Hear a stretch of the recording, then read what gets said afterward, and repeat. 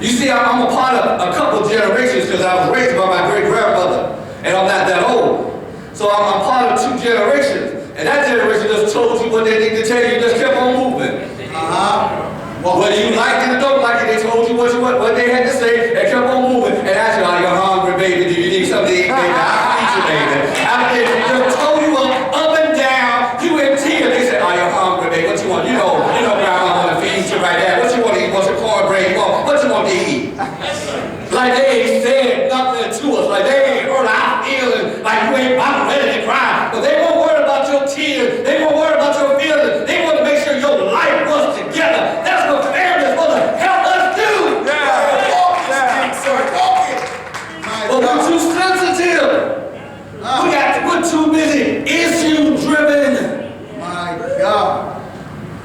And this thing that really gets me about family, you don't need to be in my business. Family is supposed to be in your business. Wow. Go ahead, sir. I'm going to say it again. Family is supposed to be in your business. Everybody else is supposed to be out of your business. But family don't have no limit. They're supposed to be all in your business. Why? Because if you get in trouble, who are you calling? Yeah, that's right. My God. Amen. When it really gets down to it, who are you calling? And when you call me and you're in trouble, I'm going to be in your business then. And you will wish I was in there before. Maybe you wouldn't have got into trouble you got into. My God. That's right. Family helps us stay on track. When we get off track and can't see it ourselves. You know something about being off track? You usually can't see it yourself. Yeah. My God, you're right. That's right. You usually can't see when you off. You think everybody else off. I don't know why they driving that way. And you the one driving in the wrong direction. Everybody blowing on you. You going the wrong way, you're going the wrong way. And you think you're going the right way. My God. And family is the one we are supposed to listen to. But the enemy has so much distorted family that we don't want to listen to family. And then when we get in trouble, we want to blame family. Go ahead. Well, if you're going to blame me, then you're going to hear everything I got to say. That's right. If you're going to blame me, then you're going to hear, before I get you out of jail, before I get you out of this situation, you're going to hear the whole speech. Yes. You'll sit there until you hear it. If I got to get you out, you didn't want to listen before. I got a captive audience now. You can't get out till I borrow you out. Oh yeah, I got a captive audience. Maybe if we would look different about family, we won't have so many issues. My God, you're right. Because family, although they don't always know how to say it, don't always use the right words, not always polite, they usually say it out of love. That's right. And if it's out of love and it's family, I can take your words. Because I know you may not know how to politely give it to me. And I may not need it politely anyway. All right. Okay. I know you have the best intentions and that you really want to see the best for me. When did we lose the notion that family got it out for us? My God. I know there's some family members you gotta use a long stick with, but you're still supposed to show love. That's right. On the stick, you're supposed to have love.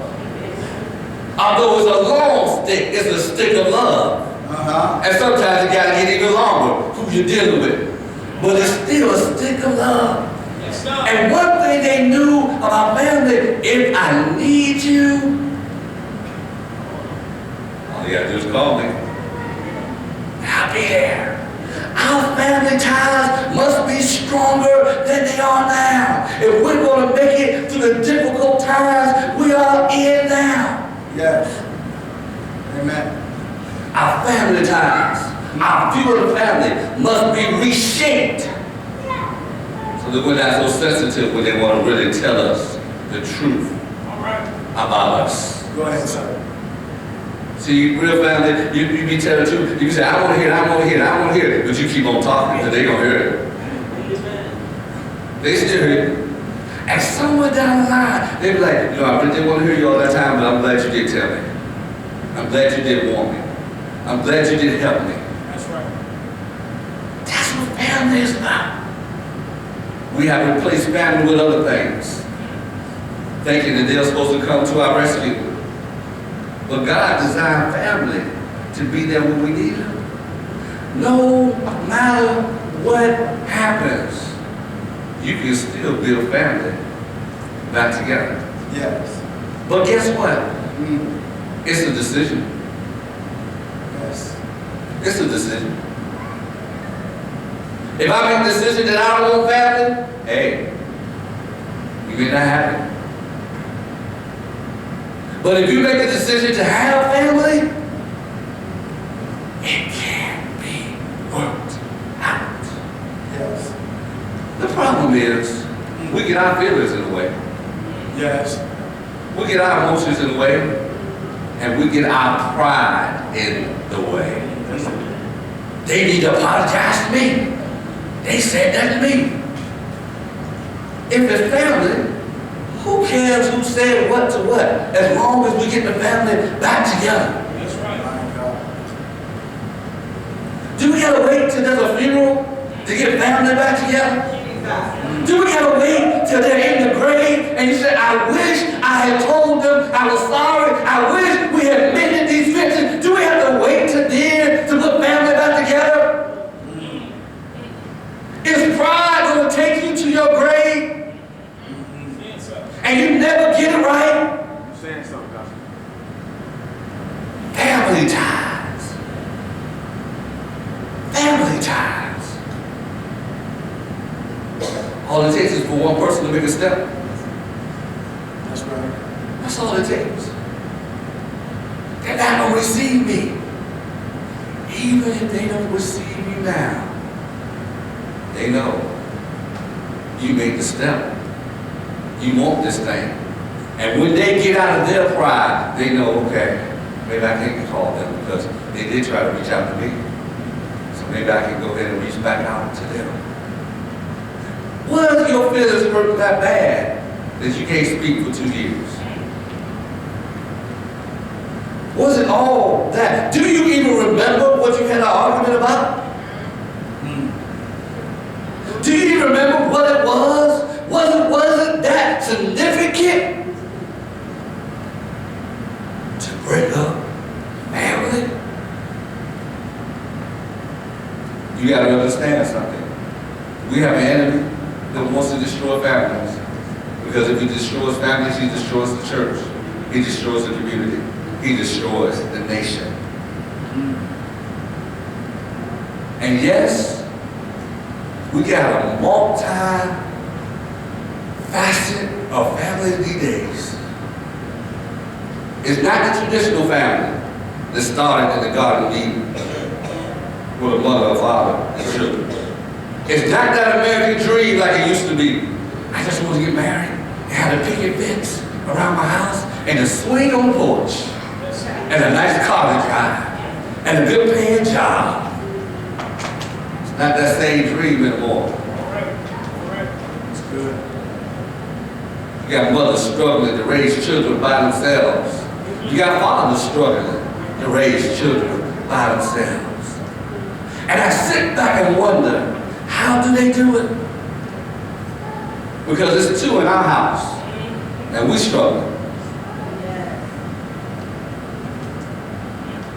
How they doing it? If there's not somebody else who comes in and help, it is very, very, very difficult. Yes, sir. That's right. Somebody else has to be there. And part of the church's job is to help be that support. It should be so together in church that if a living gets in trouble with one person, by the time she gets to the door, 3 others have told her the same thing. Amen. That's family. That's how we're supposed to function. And it's easy to say, forget it. Throw in the towel. Pastor, you don't know what I've been through. You don't know what I faced. You don't know this. You don't know that. Are you sure? Just because I don't know your story? Don't mean I don't have my own. Are you sure? Am I speaking like a novice or am I speaking out of experience? Are you sure?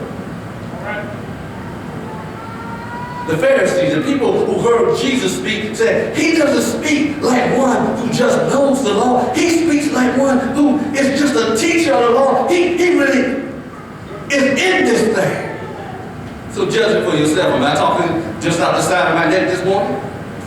No, you open, Pastor. Am I talking like one who has authority and know what I'm talking about? You open, Pastor. Where your family, our family, all the families have the same struggles. That's right. That's right. The devil wants to tell you what you're going through is unique to your family. And he wants to isolate you from everybody else so that you don't realize it is not abnormal what you're going through. All right. So if you think it's abnormal, if you think you're the only one going through it, then you say, let me call quits and let me forget it because I'm the only one going through this, and if I change up, then I won't have to go through this. Then you change up and find out it's the same problem. Because just because the grass looks green on the other side, till you get to the other side, you don't see the brown spots. Till you get to the other side, you don't realize it's just like your grass. And if we would stop being antisocial in church, oh God. Go ahead, sir. If we would stop being antisocial in church and stop thinking that one really don't look like she wants to speak to me and that one, and just fellowship together, we'll learn that others are going through the same thing we're going through, and maybe you'll learn something how to go through your storm. That's right. Maybe you'll learn how to deal with your child. Maybe you'll learn how to deal with that husband, how to deal with that wife. And we will fellowship together. Because I guarantee you somebody is going through the same thing you're going through. And the enemy don't want y'all to connect. Because if y'all ever connect, deliverance is coming. If you ever connect, you're going to change your mindset. If you ever connect, you say, well, maybe it's not as bad as I think it is. Go ahead, sir. Go ahead, sir. But as long as you're in it by yourself and all